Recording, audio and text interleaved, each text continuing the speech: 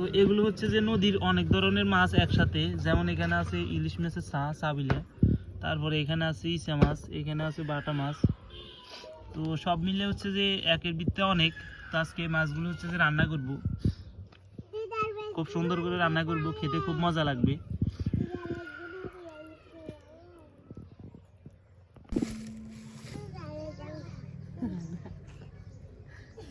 এমন হচ্ছে সায়া মাছের সা আর কি,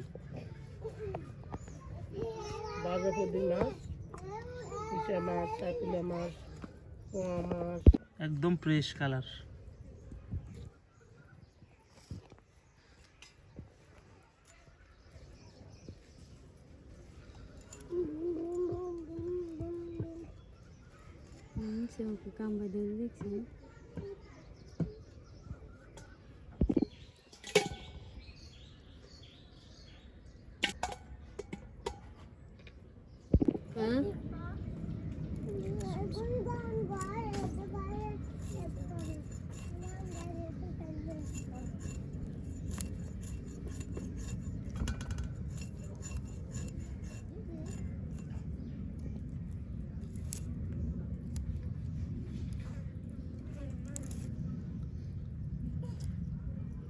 তোর কানের ভিতর সব লোদ।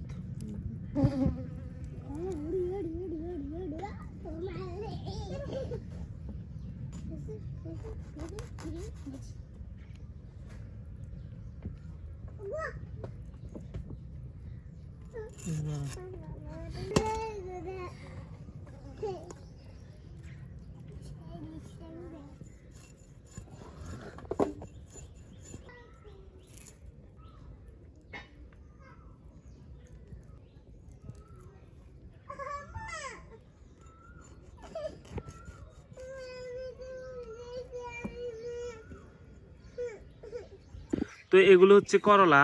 তো ওখানে হচ্ছে যে কিছু ইচা মাছ আছে, লাল ইচা। তো এগুলো দিয়ে হচ্ছে করলা ভাজি করা হবে ইচা মাছ দিয়ে।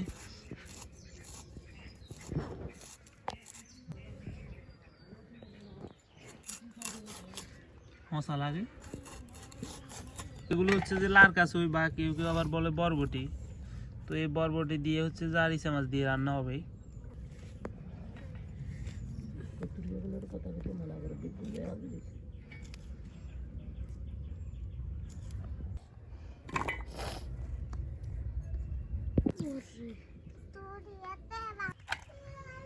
এগুলো হচ্ছে যে সায়া মাছ, তারপরে উলুয়া মাছ, তারপরে ভাড়া মাছ সবগুলো। তো এখানে দিয়ে দিচ্ছি পরিমাণ মতো লবণ। তো এখন দিয়ে দিচ্ছি পরিমাণ মতো হলুদের গুঁড়া,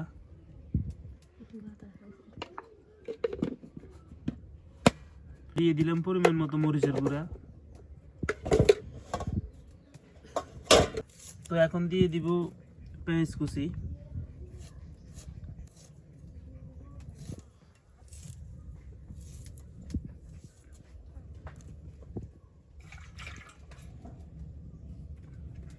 দিয়ে দিব পরিমাণ মতো হালকা কাঁচা তেল।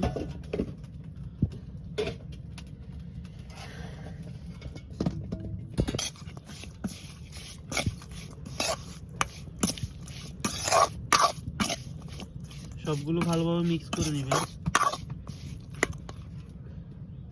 দিয়ে দিব হালকা পরিমাণ জল।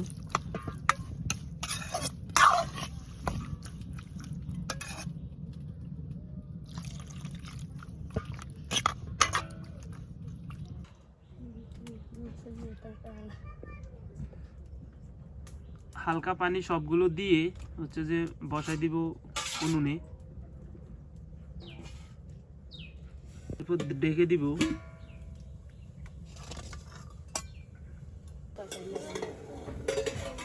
দেখেন কত সুন্দর একটা কালার আসছে।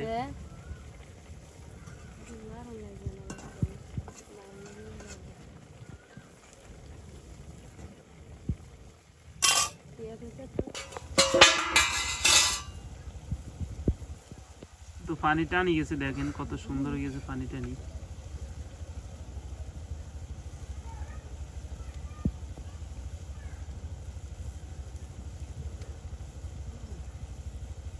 এগুলো হচ্ছে যে পানি টানি গেছে, এখন এগুলো নামাই নিব।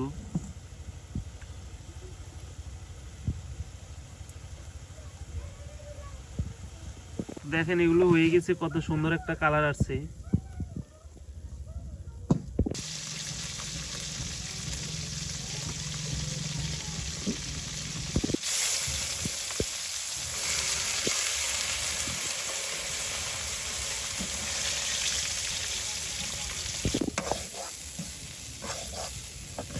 তো এগুলো হচ্ছে করলা ভাজি।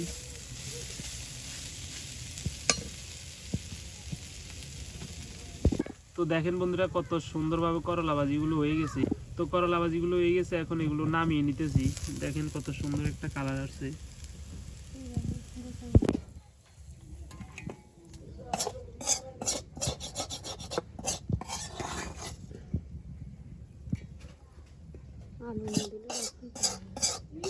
হালকা আলু দিলে সবচেয়ে ভালো হয় আর কি।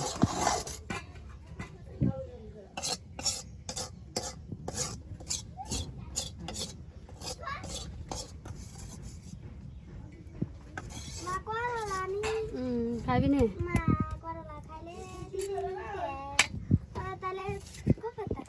এখানে হচ্ছে যে ইসা মাছ রান্না করা হবে।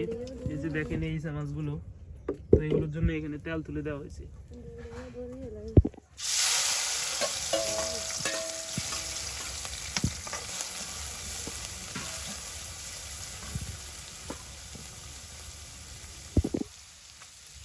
তো এখন দিয়ে দিলাম পেঁয়াজ কুচি ইসা মাছগুলোতে।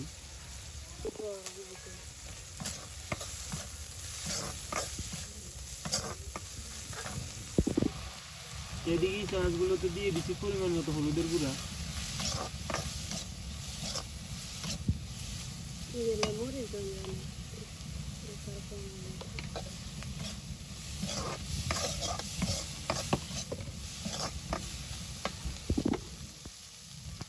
এখন দিয়ে দিলাম পরিমাণ মতো মরিচ। এরপরে দিয়ে দিব পানি।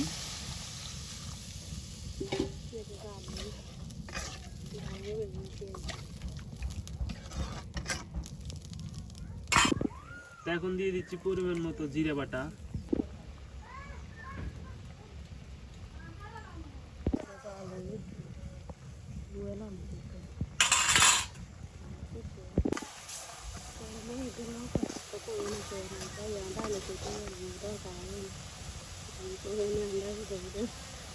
তো দেখেন বন্ধুরা কত সুন্দর একটা কালার আসছে, এগুলো হয়ে গেছে।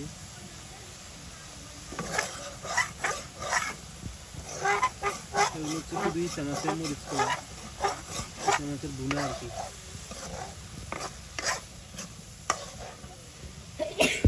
তো দেখেন একদম শুকনো শুকনো করে ফেলতেছি এগুলো।